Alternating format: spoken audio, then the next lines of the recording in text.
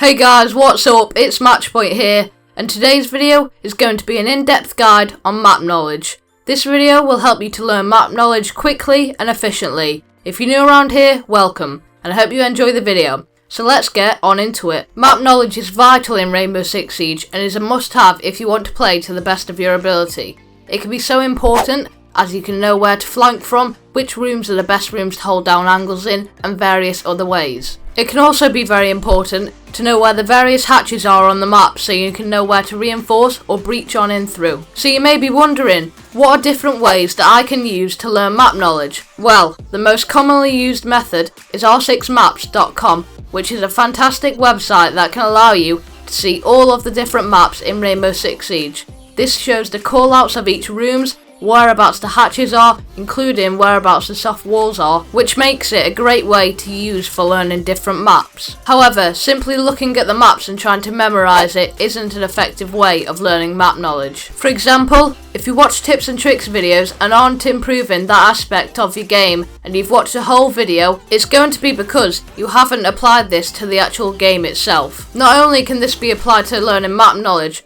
but it can also be applied to any of my other tips and tricks videos. The reason this takes place is because your brain can't process all of the information that you've been giving it. Let's say the other day that you learned a new amazing spawn peek angle, and to get onto it you had to vault over an object that was placed, and then you'll be able to spawn peek that angle.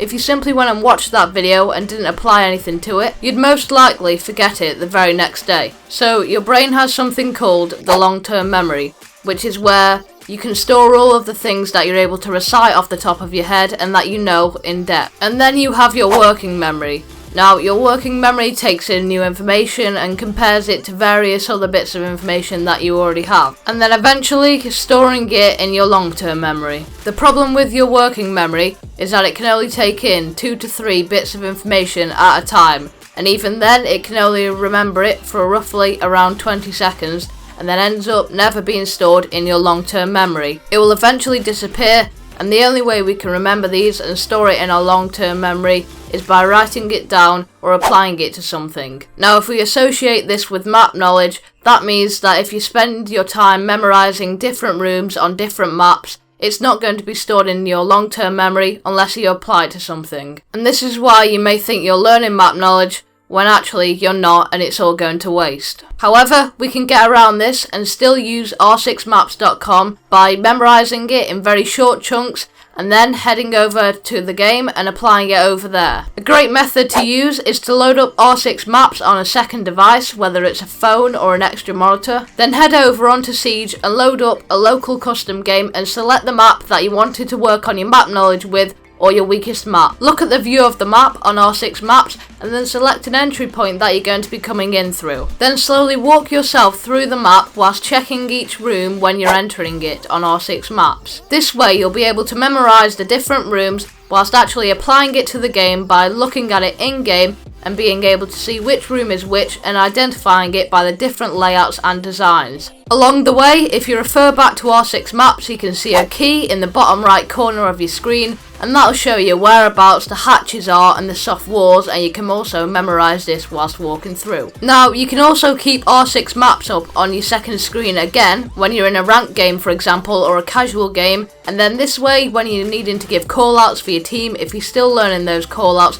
you can refer back to R6 Maps if you're struggling with it. Now, another method for learning map knowledge is to look at that minimap you have in the bottom of your screen, like I mentioned earlier on in the video. Now, this minimap is very useful in Siege and is often overlooked, as it gives you the name of the room that you're currently in, whether you're in it with a drone or your actual player is inside that room. However, this isn't the specific call out for that room, it is just the name of the room that Ubisoft has given it. But this can be a very effective method of learning map knowledge whilst you're still having fun playing with your friends. This method can work when droning out a room, as you'll see the minimap in the bottom of your screen, and you'll be able to follow it as you change through the different rooms You can start memorising it that way as you're journeying out in the preparation phase, and you'll see this being shown before you on your screen right now. This technique can also work when you're in a casual match defending and you've been picked off early on. Then you can simply go onto the cameras and start memorising, switching through the different cameras and memorising the room as the minimap is still displayed in the bottom of your screen. These techniques that I've shown you are going to help you to learn map knowledge quickly and efficiently, as we are applying what our working memory is taken in to the actual game. This will then be stored into your long-term memory if you follow these techniques, and will help you to memorise those maps in Rainbow Six Siege. And that is going to be it for today's video, guys. I hope you have all enjoyed.